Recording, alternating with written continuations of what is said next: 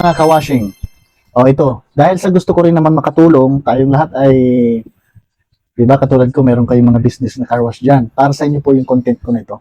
Kasi, ganito po karamihan sa mga car wash owner natin na ginagamit din ay belt type car wash, namumblema sila doon sa mga tipong nanginginig, mga madalas daw na, bakit daw nagbabibrate parati. Kasi ang belt type car wash, once na nag-vibrate yan, nanginginig, mahina talaga yung pressure ng buga ng tubig niyan. Ibig sabihin, mayroon siyang problema.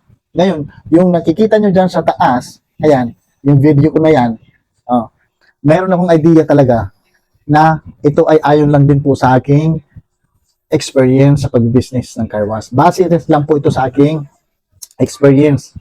So, gusto ko namang i-share sa inyo para naman hindi naman kayo problema kasi nung simula nung binago ko yung setup ng aking belt type car wash, yung pinaka-setup niya, doon nagbago rin ako ng hindi na ako parating ng problema, na stress na every time nakikita ko talaga yung aking mga host ay nanginginig, problema na ako noon. Kasi pagka nagaganon, wala na akong ibang gagawin ng, kung hindi mag-trial and error kung para lang mawala yung mga ganong vibration ng belt type car wash. Ngayon, ginawa ko, binago kong setup. In-apply ko, di ba, yung tinatawag science na may tinatawag tayong hydrostatic pressure.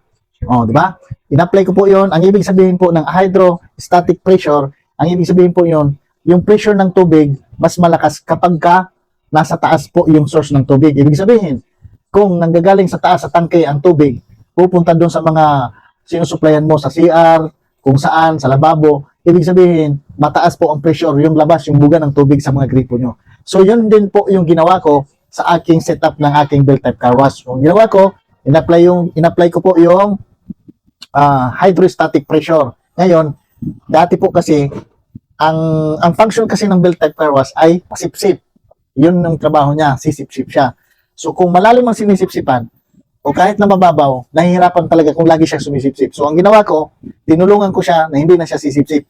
Ang gagawin niya na lang, itutulak niya na lang yung tubig kasi nasa taas po yung source. So, ibig sabihin yung drum, puno, yung aking belt type car wash ay nasa lapag. So, ibig sabihin, mas mataas yung source ng tubig.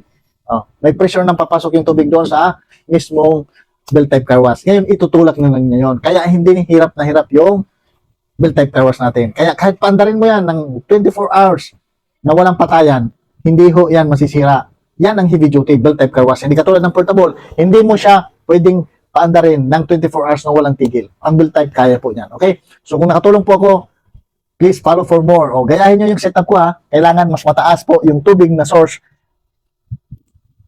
compare sa iyong belt type car wash machine. Okay? So, sana po yung nakatulong ko. Thank you.